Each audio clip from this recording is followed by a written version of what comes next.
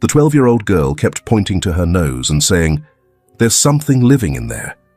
No one believed her until a doctor decided to look deeper and uncovered a shocking truth, one powerful enough to tear open a long-buried secret. Clack! The sound of a cart striking the iron gate rang out sharply into the foggy morning, cutting through the thick winter silence that blanketed Chicago. It wasn't loud, but it made the air tremble, like a knock on some giant metal box hibernating beneath the frost. Against a backdrop of dull white snow, frozen stones and rusted iron bars, every movement felt disjointed, out of place. January in the city always carried a particular smell, not of fresh snow or lingering pine from Christmas trees, but something damper, metallic, like rust, stirring awake in the cold. Anyone who'd ever sat alone in a deserted schoolyard, their breath puffing white and hands numbing beneath thin wool gloves, would understand.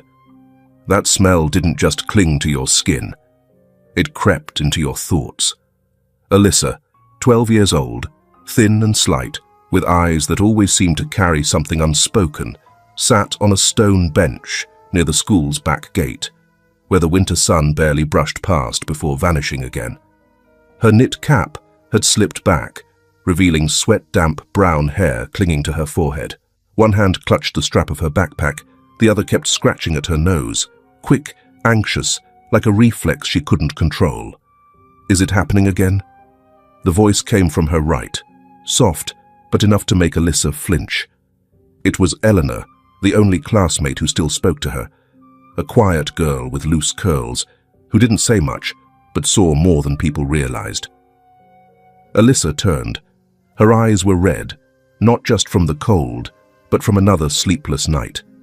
Eleanor stood just a step away, holding out a crumpled packet of tissues. She said nothing else. She didn't move closer. Alyssa took the tissues without saying thank you, just bowed her head. A drop of blood touched her lip before she could wipe it away. Eleanor stepped back instinctively. Both girls went silent. In the distance, the rest of the schoolyard buzzed with life. Kids huddled in little groups, some waving gloved hands, others chasing each other around a bare maple tree. Their laughter echoed as if from another world entirely.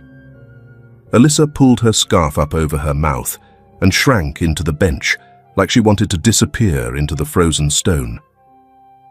"They made fun of you again?" Eleanor asked, gripping her backpack straps.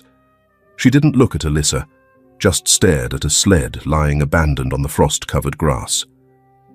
"No, not today. Maybe they got bored." Alyssa sniffled. That familiar crawling feeling rose again behind her nose, like ants under skin. She reached up once more, but Eleanor laid a hand over hers, stopping her. "Don't. You're already bleeding." The thin skin inside her left nostril had cracked sometime last night. Alyssa nodded slowly, then lowered her hand. The blood wasn't much, just a few red streaks mixed with dark mucus. But the smell of it, that iron tang, made her throat tighten. "Did you tell your mom?" Eleanor asked. Alyssa didn't answer.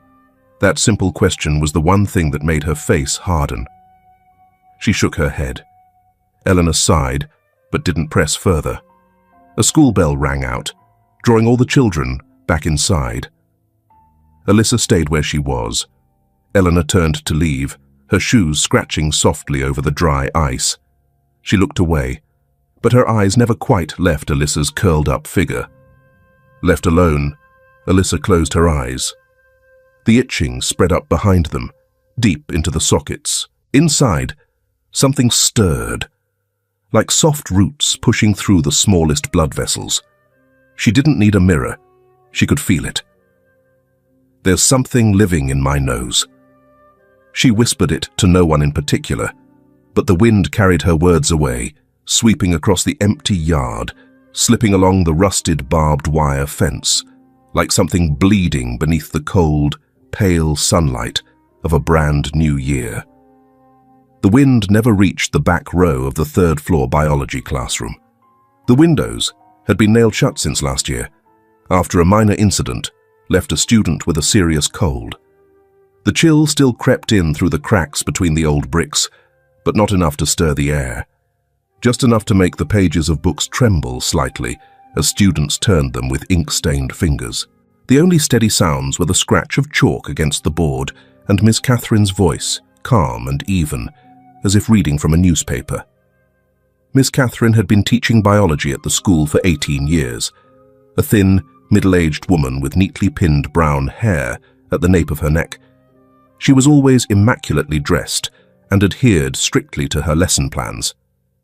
In her classroom, everything followed logic, from plant cells to student behavior. No one noticed Alyssa. She sat at the second-to-last desk, shoulders slightly hunched, writing slowly, absent-mindedly scratching her nose in a rhythmic motion. Her notebook was stained with faint brownish rings, blood soaked in from the day before. A loud sniff came from the front row on the left. A few kids nearby burst out laughing. A blond boy made a mocking face, scratched his nose with a pencil, then turned and looked back at Alyssa with a smirk. The others didn't need any prompting. Just one glance was enough to set the group giggling. Sniff, sniff. Careful something doesn't crawl out of there. Alyssa didn't react. She didn't look up, didn't scratch again. She simply reached into her coat pocket, pulled out a crumpled tissue, and gently wiped her nose. The blood kept seeping out, though she tried hard not to look at it. Miss Catherine stopped writing and turned around. Her voice rang out, clear, not loud, but carrying the cold edge of someone used to handling petty disruptions. Alyssa, please take this seriously. No one scratches their nose because something is crawling in it. Another wave of laughter rolled through the room, louder this time, rippling from the front row all the way to the window. Someone mimicked a sniff. Another student scratched at their face theatrically, pretending to twitch like a silent film clown. The laughter was broken, sputtering, but sharp, like a dull blade. Not loud enough to get punished, but enough to push someone back into silence. Miss Catherine turned her back to the class and resumed writing oxidation formulas on the whiteboard. Her voice remained steady, unchanged, even with the classroom buzzing behind her. No warnings, no glares, no names called out. The chalk moved evenly across the board, as if nothing had happened. That was how Miss Catherine punished, with absolute silence. To her, attention was a reward, and when a student was erased from awareness, that was exile from order. Alyssa hunched lower, her hand hovering above the stained page. She didn't look back, didn't meet anyone's eyes. A new drop of blood spread, small as an old raindrop, on the paper. No one saw, no one wanted to see. After a while, Eleanor turned her head slightly, saying nothing. Just a glance, fleeting, hesitant.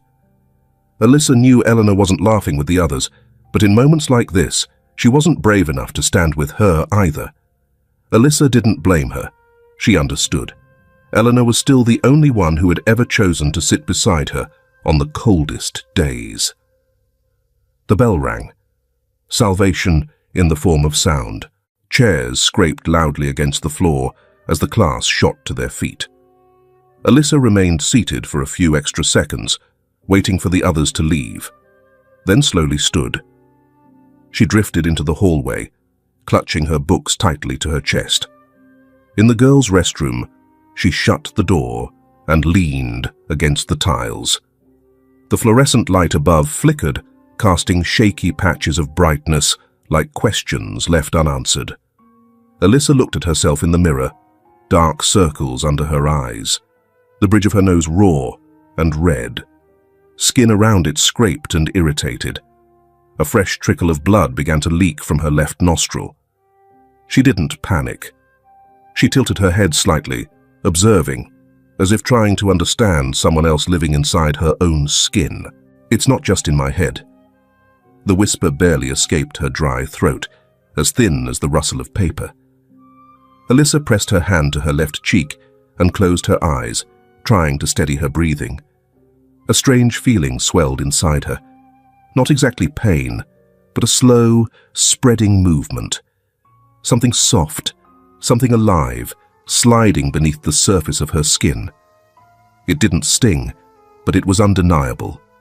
Like a root crawling along her bones, silently looking for space to grow. In the trembling mirror, Alyssa stared straight at herself. Pale skin, blood not yet dry, eyes drawn towards something invisible. She wondered if something was alive inside her, writhing just beneath the itching and aching. Why couldn't anyone see it? Not her mother, not her teacher, not a single gaze had lingered long enough to notice what was wrong. So then, could it be that only she could feel it? And if she was the only one who saw it, did that mean it wasn't real? She opened her eyes, wiped the blood away with the cuff of her sleeve, and left the restroom before the bell rang for the next period. The atmosphere in the fourth-floor apartment at twilight was no different from an old photograph. Blurry, cold, and devoid of anything warm to hold on to. The windows were shut tight, and a faint yellow light cast weak reflections on the dull grey tile floor. The kitchen sat cold and untouched, as if no one had ever truly cooked there. Only scattered traces of existence remained. A chipped porcelain plate, a knife forgotten on the cutting board, and a faint oil stain hardened on the stovetop. Alyssa sat curled up on a dining chair, her feet not touching the ground. Beside her stood a stack of dirty dishes left over from lunch, with water pooling into a shallow puddle at the bottom of the sink. From the living room, Martha smoked a cigarette, her long sighs merging with the low murmur of the television. Some nameless interview show. "Wash those," said Martha, Alyssa's stepmother and a former research assistant at the Institute of Neurobiology, without turning her head. "Before I come check." Without complaint, Alyssa got up and reached for a fraying sponge. Her fingers stiffened from the cold as they touched the first stream of water. The faucet hissed, almost in protest of its own use. She washed slowly, eyes fixed on the plate, as if, by staring hard enough, she could disappear from this place. Above the sink, on an old wooden shelf, sat a single framed photo, the only one in the house. It showed a man in uniform, smiling gently beside a younger Alyssa. But the frame was crooked, tilted at an angle that obscured most of the man's face. And though she had looked at it hundreds of times, Alyssa had never dared to straighten it. "Scratching again?" Martha's voice came from behind her, closer now. Alyssa flinched, her hand squeezing the sponge almost to pieces. "You trying that act again to get attention?" Alyssa said nothing. She was used to it. The less she responded, the sooner Martha would simmer down. But that day, Martha didn't simmer down. Without another word, Martha sprang up as if she had been waiting for a reason. Her thin but bony hand seized Alyssa's wrist with disproportionate strength, halting the girl in place, her breath catching in her chest. Martha didn't pull. She yanked, like discarding a broken toy. Alyssa followed, her feet stumbling, not out of fear but out of habit. It always went this way. A small act, a slight misstep, and Martha would find her reason. The wooden cupboard door flew open, slamming against the wall with a hollow thud. A musty stench of sweat and dust burst out, like some long-compressed toxin. Martha shoved Alyssa inside, not gently, not with any explanation. "Stay in there and think about what you are. I'm not raising a freak in this house." The door slammed shut. The lock turned with a firm, dry click. That sound no longer startled Alyssa. It was the rhythm of days when no one saw her. Once again, the darkness took her in, not as a mistake, but as routine. Inside the closet, there were no tears, only broken breaths, and a hand that kept rising to her nose, scratching, clawing, digging into the sharp, crawling itch beneath her skin. The pain blurred, giving way to a new sensation, like roots growing backward from her nasal cavity up into her forehead. Soft, cold, and quiet. Then came a faint creak from within her own body, like an old hinge left unoiled. Alyssa froze. She didn't know what it was, but she knew it wasn't her imagination. After Martha's footsteps faded and the house returned to stillness, Alyssa stayed in the dark a while longer. She didn't know how many minutes had passed, but each heavy breath, each heartbeat pounding in her ears, made time shrink and stretch. When she was certain Martha had gone to bed, she carefully shifted, her hand searching for the latch in the dark. The click was soft, but to Alyssa, it was the loudest sound of the night. She stepped out on numb legs, stumbling slightly. No lights, no sounds. Alyssa climbed the stairs, quietly, to the upper floor, where the old mirror and dim yellow bulb lived. Martha rarely came up there. That night, in the upstairs bathroom, the dim round bulb reflected beads of water scattered across the mirror. The drip of a leaky faucet ticked steadily, accompanied by the soft whistle of wind slipping through the cracked window. Every sound echoed as if inside a cave. Alyssa stood before the oval mirror, its silver lining dulled with age, holding a cracked old phone. She was waiting, or gathering enough courage to begin. Beneath her nose, blood had started to seep. Alyssa tilted her head, pressing a small flashlight close to her face, holding her breath. She had scratched for the third time that evening. But this time, it wasn't just the itch. Something had moved inside her nasal cavity, soft, intentional, and unlike anything else. She needed to record it. She had to, because without proof, no one would believe her, not even the kindest soul. She hit record, the flashlight's beam trembling across her pale skin. Each sharp breath made the frame quiver. In the mirror, her reflection stared back. Then, something twitched beneath the surface of her skin. Fast, almost too fast to catch. Alyssa let out a gasp, trying to keep the camera steady. But just then, the bathroom door flew open. "What the hell do you think you're doing?"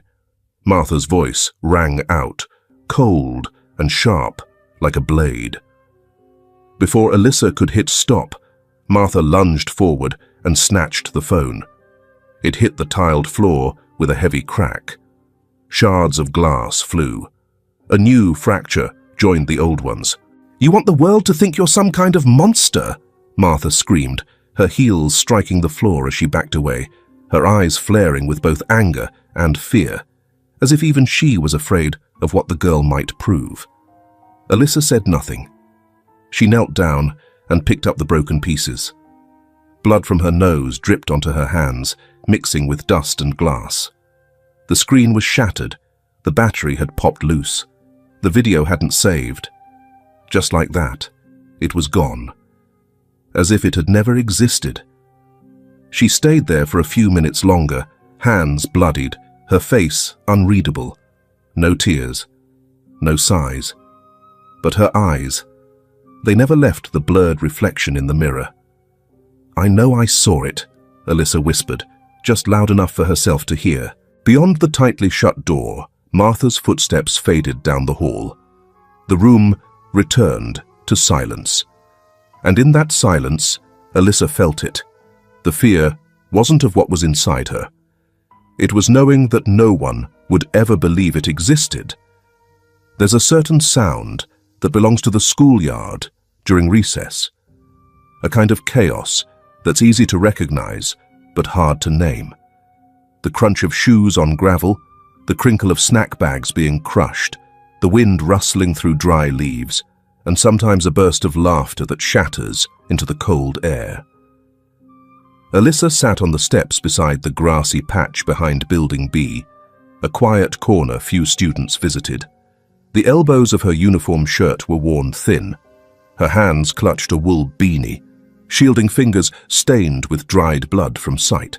The itch had gotten worse since the night in the closet. Her nose didn't just sting, it throbbed in waves, as if tiny blood vessels were being stretched taut from within. During biology class, Alyssa sat like a stone, eyes drifting over the board without really reading a thing. She didn't know why, but when Ms. Teresa saw her in the hallway at break, her eyes didn't pass over Alyssa like everyone else's. She looked, just briefly, but long enough for Alyssa to notice it wasn't pity or disdain. It was something else, something waiting. She hadn't planned on saying anything, but after biology, Miss Teresa's gaze lingered in her mind like a rare pocket of light. Miss Teresa was the school's student support counselor, a black woman in her 40s, short in stature, with a calm look in her eyes, like she could read a person's thoughts just by how they held a pencil or folded their arms. When Alyssa knocked on the small office tucked behind the library, Miss Teresa was writing in a brown notebook. She looked up slightly, her gentle eyes skimming Alyssa's face before giving a soft nod. "Come in. Have a seat." Her voice was low and even, not overly warm, not distant either, like she'd been holding a quiet space all along for kids who brought silence to her door. Alyssa sat on the plastic chair across from her, hands clasped, fingers pulled tight. She didn't begin with words, just her eyes, lowered, slowly following the breeze sneaking through a window lined with a faded smiley face sticker. Alyssa swallowed. "I'm not sure." Miss Teresa glanced up, her eyes flicking quickly across Alyssa's face. Something shifted there, a flicker of surprise mixed with caution, as if weighing what was real and what might not be. She didn't speak right away, just nodded softly and turned a page in her notebook, her pen freezing mid-sentence, giving the moment her full attention. "There's something in my nose." Alyssa bit her lip, a bead of blood surfacing, the faint metallic tang mingling with the smell of old paper and ink. "It moves, like it's alive." For the first time in weeks, Alyssa voiced a whole thought. No stammer, no retreat. She felt a tremor ripple from her shoulders down to her fingertips, but not from fear, from release. Miss Teresa set her pen down. "Go on." It started out just itchy, but lately, there's a sound, like an old hinge, creaking. I know it sounds weird, but I'm not imagining it. I can feel it. Like roots. Miss Teresa gave a small nod, though her eyes darkened slightly, as if reviewing each word Alyssa said, comparing it with things she'd heard or seen before. Not doubt, more like a kind of careful listening, the way one might turn a thin sheet of paper with gloved hands to avoid tearing it. She didn't say anything about imagination or pressure. She didn't try to reassure. She just sat there, her gaze steady and deep, as if to say, "It could just be stress, sweetheart." Alyssa bit down on her lip until it bled. She didn't cry. Her eyes didn't even redden. But in that moment, Miss Teresa could see this was the first time the girl had allowed herself to trust someone. After a long pause, Teresa reached into a drawer and pulled out a small business card, white with a blue border, the lettering slanted and simple. Dr. Nathaniel Smith, Department of Neurology, Chicago Center for Biological Research. "He's someone I trust. Not many people know how to listen without jumping to conclusions." Teresa paused, laying the card gently on the desk, her eyes settling on Alyssa's face. "But you need to be careful. If someone thinks you're imagining things, or having a breakdown, they'll start looking at you differently. And when that happens, every door, including the ones that should have opened, might shut." Alyssa took the card with both hands, as if it might crumble if she squeezed too hard. She nodded, lips pressed tight to hold back a nameless sigh. a quiet gratitude welled up, not for the card itself, but because, for the first time, someone hadn't brushed her off, hadn't tried to label her strange. Her heart beat faster, but not in that familiar, panicked way. It was something closer to emotion. Still, she didn't cry. Not yet. But something inside her began to shift. Not the usual fear, but a new kind of hope. Fragile, yes, but real. Like the first flicker of light after endless days of grey. Outside the window, a flock of sparrows stirred in the bare branches. No signal given, but somehow all of them knew to take off at once. Dr. Smith's clinic was on the second floor of an old red brick building tucked along a quiet street on the south side of Chicago. The hallway was carpeted in faded blue, and the air held a mix of disinfectant, paperwork, and stale coffee, comforting and tense all at once. Outside, a light drizzle blurred the windows with a thin film of condensation, muting the daylight into a pallid grey. Emily, the nurse with soft blonde hair and a kind, round face, greeted Alyssa with a gentle but cautious smile. The girl said nothing as she entered, her worn hoodie pulled up to shadow half her face.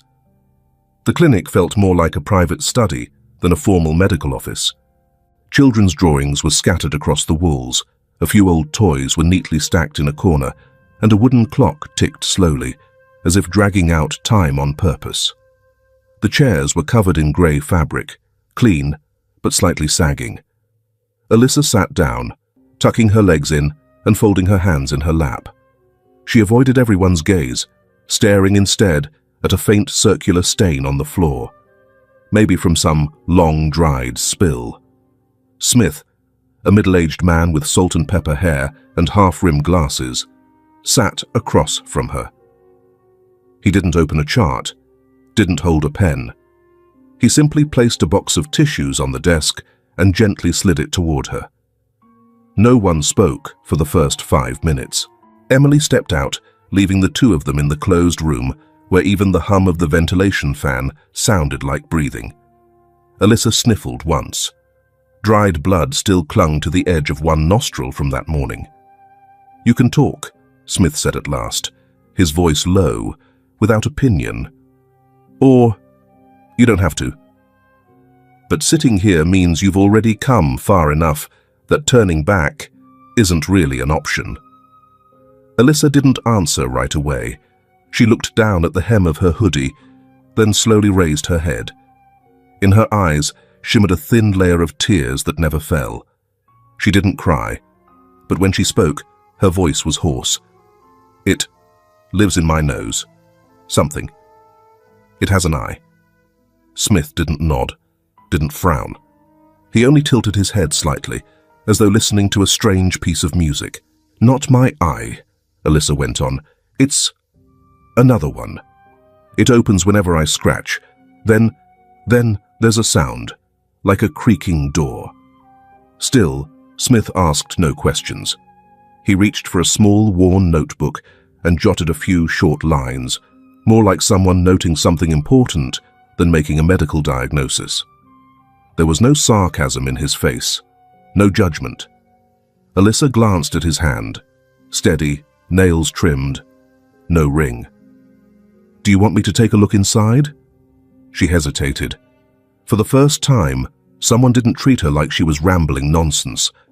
Her heart tightened, hope flaring up, tangled with fear that once again she'd find only emptiness. But if she didn't let him look, she'd never know. Alyssa nodded. Smith stood and motioned for Emily to return. She came in gloved, her eyes pausing warily on Alyssa before shifting to the doctor. "Are you sure, doctor? I can call someone else in?" "We're just going to take a look," he said gently, "if she agrees." Alyssa climbed onto the examination table. Emily switched on the endoscope, its pale bluish light casting a soft blotch on the white wall, like a spreading ink stain. Smith placed his hand lightly on the girl's shoulder, more like asking permission than guiding her. "Just breathe normally. It might sting a bit." The tip of the device touched her nostril. Alyssa flinched, gripping the edge of her hoodie. The monitor flickered on, revealing sections of nasal passage, tinged red, pulsing with each breath. A shimmer of tissue came into view, then vanished. Smith leaned closer. His eyes narrowed behind the lenses. Emily stood behind, holding her breath. Suddenly, the screen flickered. A small round glow appeared, faint like reflected light in the midst of murky membranes. "Stop!" Emily gasped, unable to keep her voice steady. "That thing—" On the screen, a small, circular shape emerged within the thin tissue, like an eye, round, wet, and blinking. Smith froze. His grip on the device tightened, fingers trembling slightly. "Good Lord," he murmured. Emily covered her mouth, whispering, "It's real." In that moment, the room seemed suspended in time. The only sound was the slow tick of the wooden clock in the corner, counting down something irreversible. Emily swallowed hard, her hand tightening unconsciously on the edge of the metal table. The scent of antiseptic, once familiar, now hung sharp and suffocating in the air. Smith remained still, eyes locked on the monitor, unable or unwilling to look away. The endoscope's image was clear. Moist, quivering tissue like the surface of some living liquid, and right at the center, the eye still blinking calmly, as if aware it was being watched. "Tissue sample?" Emily asked. Her voice wasn't exactly afraid. It was panic, barely tamed by professionalism.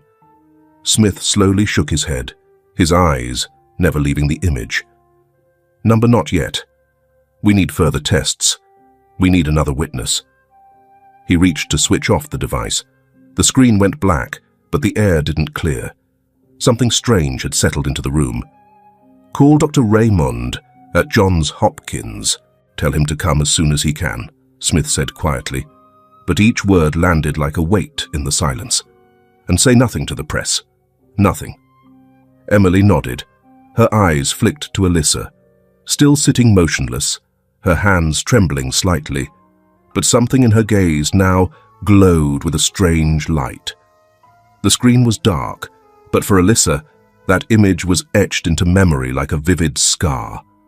For the first time, the truth was no longer something lonely. Alyssa didn't dare to breathe. But inside her, something was blooming. Not relief, but recognition. A part of her fear, after so many days of being denied, had finally been seen by someone else. 3 days after the examination, Smith sat alone in his private office upstairs at the clinic. The Chicago sky remained overcast, a fine mist of rain blurring the window pane until the outside world looked like a forgotten painting. He sipped from a cold cup of coffee, eyes fixed on his computer screen. In his inbox was a newly received email, sent from an old address, Paul Davis, a former colleague who had worked with him on interdisciplinary projects involving neurology and the human body.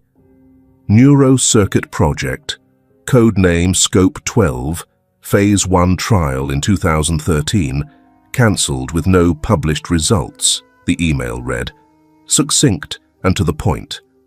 Paul had added a note at the bottom. The codename follows a format based on 3 elements: birth year, group position, first initial. A 4712-AL, trial number 4712 in Group A, and AL stands for Alyssa L. Smith froze when he read that line. He immediately opened the attached file, a series of encrypted PDF documents. As he typed in the password, he could feel his heartbeat growing heavier with each line that appeared on the screen. Each page was a slice of time, charts of neural activity, scans of brain tissue, encrypted medical records. But on page 48, his eyes stopped. A nameplate, Martha B. Kane, clinical research assistant, responsible for observing behavior in the test group. He scrolled quickly, then stopped short. A small section, framed in red. File incomplete, trial ID, a -4712-AL. Below it, a note read, "Complication, unidentified. Subject relocated outside project, no further monitoring. File marked for deletion." Smith sat still. A 4712-AL, Alyssa L. He printed the entire file, his hand trembling slightly. The old printer groaned with each sheet, as if peeling back the layers of the past. Every noise drove a nail into something he had once believed was coincidence. At last, he carefully filed the documents into a stiff folder, placed it inside the wall safe in the corner, and locked it.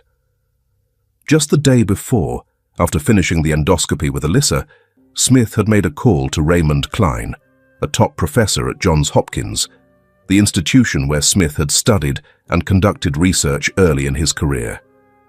Raymond was the one who had once mentioned parasitic variants capable of interacting with cellular electrical potentials at a 2008 symposium, and he was also the one who suggested Smith get in touch with Paul, the man who had done preliminary analysis on a batch of unsealed specimens from the now-defunct DARPA neurocircuit program, which had been abruptly suspended following allegations of ethical misconduct. It didn't take Smith long to locate the archived files, but he needed someone who had handled them, someone who could confirm this wasn't random, and Alyssa wasn't the first. He picked up the phone, his hand still slightly unsteady. He dialed the number Alyssa had left him during their previous meeting. "Alyssa," he said when she picked up, his voice calm but firm. "You're not crazy. You never were." There was silence on the other end, then a soft exhale, not from exhaustion, but as if releasing something that had been pressing on her chest for far too long. Alyssa closed her eyes. It felt like something inside her had unlatched, light, warm. Her chest expanded after months of being clenched, folded inward with doubt and fear. She placed her hand on the desk, her fingernails digging lightly into the wood, needing to feel the reality of the moment. She didn't say thank you, not out of rudeness, but because words might have made it all feel fragile. Yet inside her, something surged quietly, like a dam giving way. The feeling of being believed, understood, and vindicated. After hanging up, she quietly opened the drawer of her desk, the one where she had hidden an old envelope, its paper yellowed with time. That letter had been secretly handed to her by her father on one of the rare evenings they had spent alone together, just before he was abruptly reassigned and lost contact without explanation. Alyssa hadn't fully understood his words back then, only remembered that he had told her, "Don't throw this away. If you ever feel like no one believes you anymore, find the right person." Inside the envelope was a copy of a biological results sheet, figures she had never understood. But now, compared with Dr. Smith's analysis, she recognized a strange match. Alongside it was a scrap of handwritten paper, the ink smudged and uneven. "Give this to Dr. Smith if things get out of control. Trust her. Dad." Alyssa held the note. Her hand no longer trembled. The endoscopy room was small, sterile white, the smell of disinfectant clinging to every fold of the lab coats. Alyssa had been called in personally by Smith after cross-referencing her previous endoscopy results with some classified materials he had uncovered in the neurocircuit files. He knew, if he didn't check again, if he didn't see it with his own eyes, every theory would remain madness. On the table lay the most advanced endoscopic equipment Smith could borrow from a neighboring research hospital. A flexible fiber optic model with a nano camera and biosensors at its tip. Emily, his nurse, gave the lighting one final check, her hands trembling slightly from what she had witnessed the day before. Alyssa sat still in the reclined chair. Not a movement, not a question, just silence, like a small creature trying to disappear under the harsh, fluorescent light. But her eyes, locked on the device before her, were anything but vacant. They held the look of someone too exhausted to hope, yet still incapable of giving up the search for the final proof that she wasn't broken. "Are you ready?" Smith asked, not like a doctor speaking to a patient, but as someone seeking permission to touch something sacred. Alyssa nodded slowly, her gaze never leaving the screen. As the endoscope was threaded through her nose, her body flinched slightly, but she didn't complain. The monitor began to display images of her internal anatomy, pale mucosa, a few old abrasions, some inflamed areas. Then, "Oh my God," Emily whispered. Something lay deep within the sinus cavity. A tumor? Number it was soft, spiderweb-like in structure, with its own vascular system, resembling a clump of fine roots clinging to the cavity wall. And right in the center of the roots, an eye. Not human, not animal, but unmistakably a visual organ, and it opened. The eye didn't move, didn't twitch, just opened quietly, as if it had long been waiting for this moment. Light hit the pupil, but there was no reflex. It didn't need to see. It was sensing. Alyssa gasped, but didn't pull away. In that moment, she felt a faint current shoot down her spine. Not pain, not cold, just the unmistakable sense that something had just entered her thoughts, without knocking. A surge of emotion, not her own, welled up, wordless, imageless. Just a hollow-sounding, but heavy message. We need each other. She didn't hear it with her ears. She felt it in her nervous system, like a signal fed straight into her brain. A pulse that arrived uninvited, impossible to shake off like a passing thought. Suddenly, Alyssa's body went taut, strung like a wire pulled too tight. Her heart rate spiked. Sweat broke across her forehead, even though the room was cold enough to numb fingers. She wasn't in pain, but something was wrapping itself around her from the inside, like neural roots quietly threading through her thoughts, slithering along her memories. Her mind fought back, like a creature ripped from the familiar ground. "No, that's not me. That's not my voice," she screamed inside, not with sound, but with the convulsions of every sense. "I'm not you." The words burst forth again, fiercer this time, the final rebellion of a self trying to hold on. She didn't know who she was yelling at, but she knew that if she didn't scream, if she didn't claim herself, she would vanish. In that moment, Alyssa was no longer just Alyssa. She was the front line between a conscious being seeking to parasitize and a human soul fighting to stay sovereign. On the screen, the eye closed. Then the soft root cluster dissolved into the dark, retreating as if it had never been there. Emily gasped for breath. Smith stood motionless, still holding the device, eyes wide. He had never seen anything like it. Not in books, not in medical practice. This was no longer a biological phenomenon. This was a sentient parasite, a true neural interface, a primitive form of communication between two consciousnesses. He removed the device, wiped the sweat from his brow, and looked at Alyssa. "Do you feel anything?" he asked carefully, not wanting to stir the fear again. Alyssa looked at him. Her eyes were dry, but her lips trembled. "It doesn't hate me, but it's hungry. It needs to live inside someone." The room fell silent. The screen still displayed the last image, a deep black void, where an eye had just stared straight into someone's mind. And perhaps it was still there, just closed now, waiting for the next time. Smith gave a slight nod, a deep crease forming between his thick brows. He placed the instrument on the stainless steel tray and turned, voice low and troubled. "Alyssa, are you certain that feeling wasn't just a hallucination, not fear or psychological pressure?" Alyssa slowly shook her head.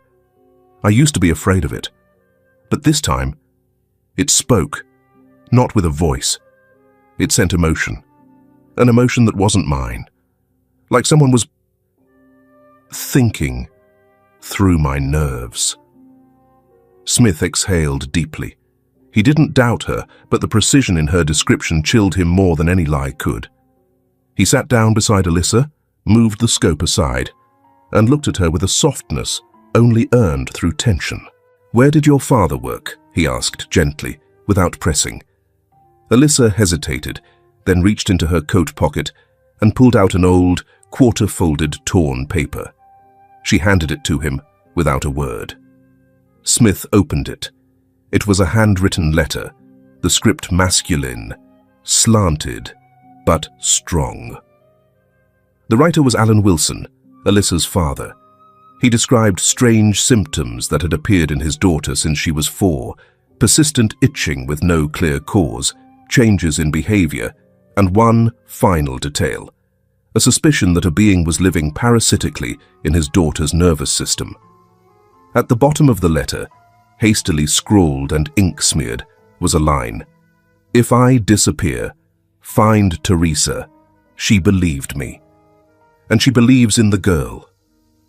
Alyssa looked down at the floor, her eyes fixed on old memories, then murmured, "After my dad died. Not long after, Martha moved in. Stepmother, they called her. But to me, she was like a long shadow in the house, always there, cold and controlling." She inhaled, as if to soothe a pain lodged in her chest. Once, after a big argument, Martha was drunk, throwing things, cups, books, even my night lamp. While cleaning up, I found a small paper stuck in the wall crack behind the fireplace. It had fallen out from a book, with a torn cover. She used to lock me in the closet overnight, once smashed my phone thinking I was making myself crazy. But that letter, somehow she didn't destroy it. Maybe she was scared. Maybe even she didn't understand what my father was trying to stop. Smith sat silently, listening. Alyssa's words didn't carry tears, but something heavier, the quiet familiarity of someone who'd learned to survive in silence. Her voice was steady, like she was recalling a habit. No dramatics, no tragic words, and that simplicity caught in his throat. Alyssa spoke of the leather belt, the dark closet, the skipped meals, and the worn-out phrases, "You're not my child." She didn't use words like hit.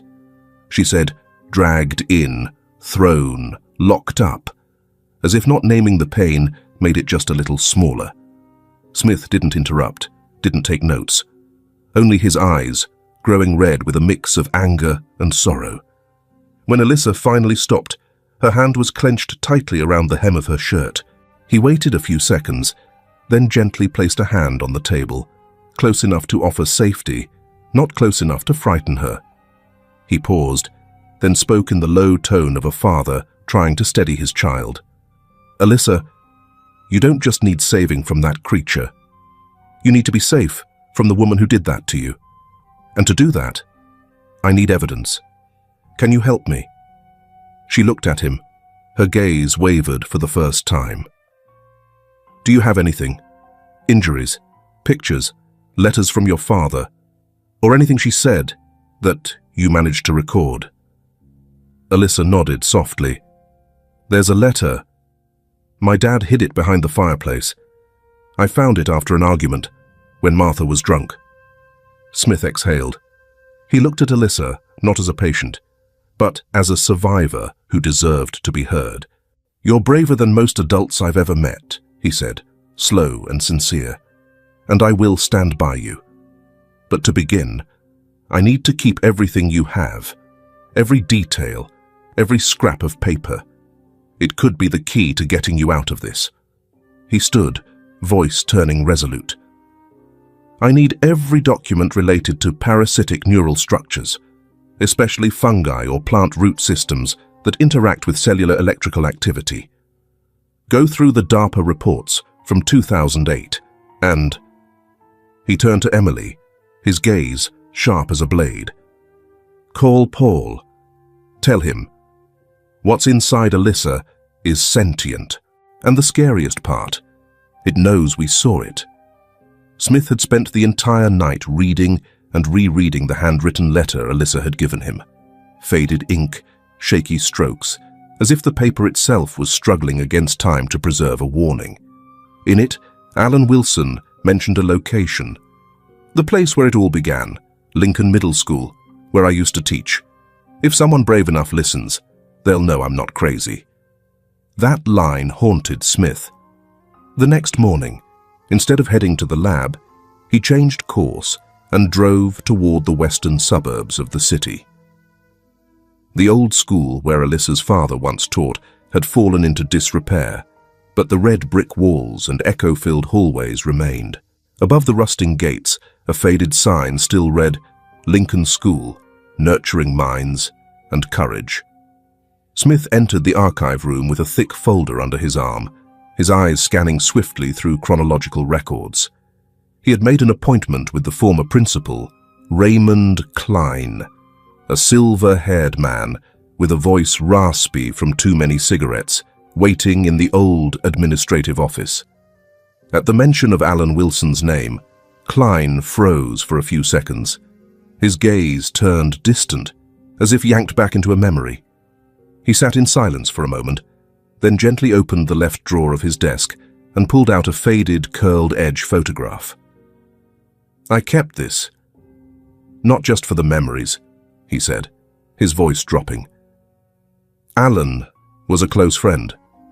We started here together, both teaching science. Later, he went into research, but he'd come back sometimes for special events, like that Halloween festival."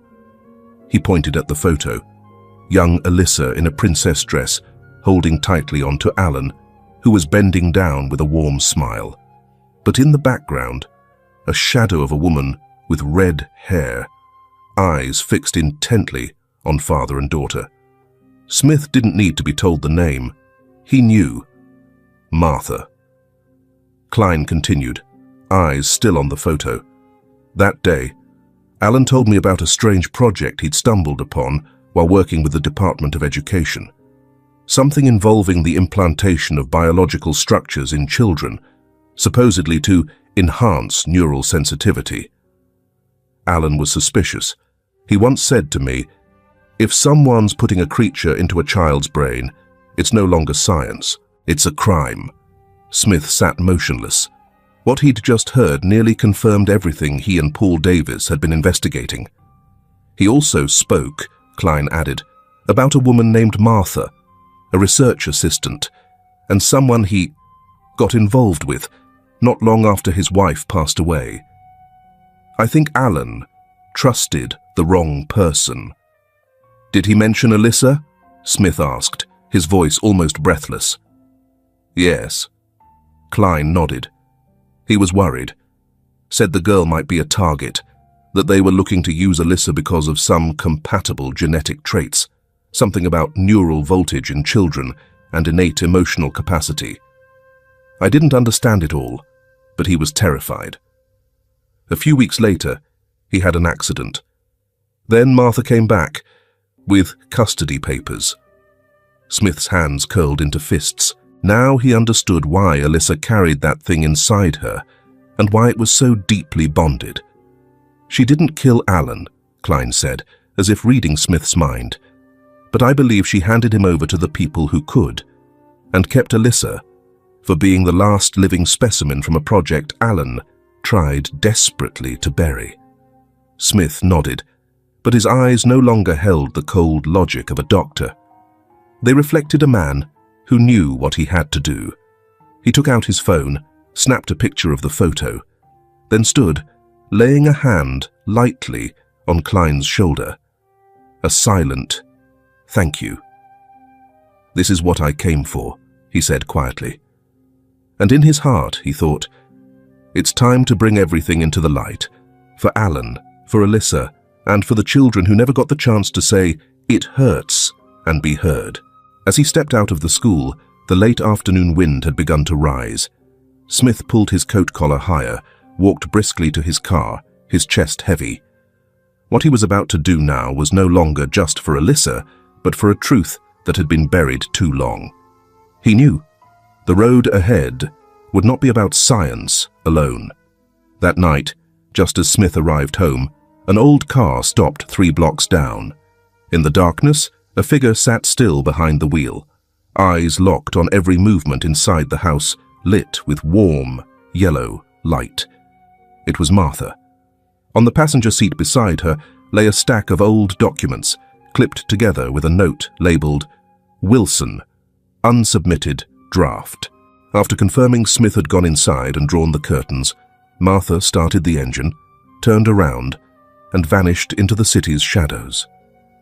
That night, in her worn apartment, she stood before a cold fireplace, holding a yellowed page. A flicker from a butane lighter illuminated the signature at the bottom, Alan Wilson.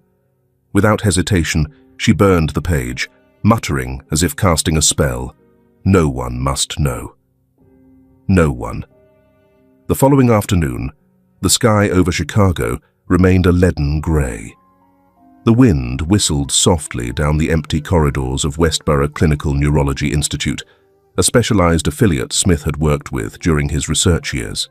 No longer held in his usual second-floor exam room, this appointment was in the basement lab, reserved for special cases requiring deep neural imaging and support equipment.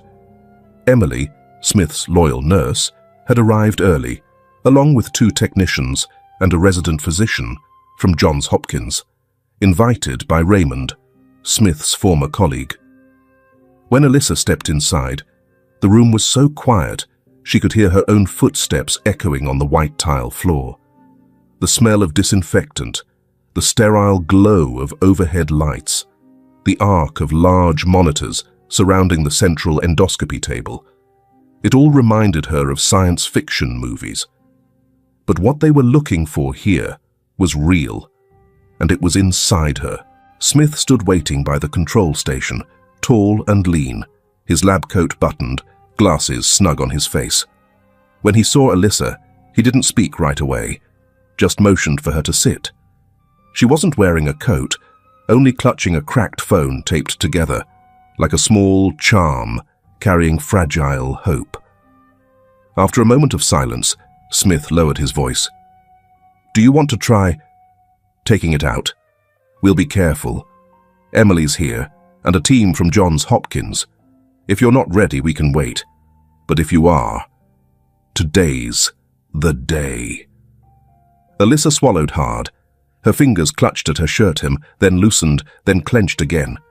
A thin silence passed. "If it's removed, will it die?" she asked, not looking at him, but at her own hand. Smith didn't answer right away. He glanced quickly at the endoscopic monitor, where simulated neural pathways blinked on the screen. "Uncertain. We don't know if it's a living organism by conventional biology, but it may be partially fused with your central nervous system, specifically the hypothalamus and frontal lobe. If we misstep, you might lose some short-term memory, or your emotional responses may change." Alyssa nodded slowly. "I want to know. I want to be sure that what I feel is real." Smith exhaled softly. He signaled Emily to prepare a local anesthetic, not to remove all sensation, but to minimize irritation in the nasal and sinus area, while keeping Alyssa conscious and able to describe what she felt. A 3D endoscopic tool was set up, feeding directly into the main monitor. The EEG machine began tracking baseline brainwave signals. As the scope slid into the nasal cavity, a gentle white light glowed from the camera's tip, gliding through a dark, moist maze. Nasal tissues came into sharp view, and then it appeared.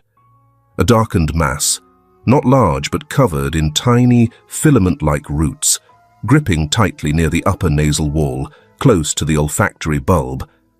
And in the center, movement. Faint, like an eyelid. The probe light reflected off a transparent membrane, and from underneath, an eye opened. Not a human eye, but a biological structure that responded to light. The pupil held no emotion, but it looked. And not just looked, it recognized. Suddenly, The EEG monitor spiked.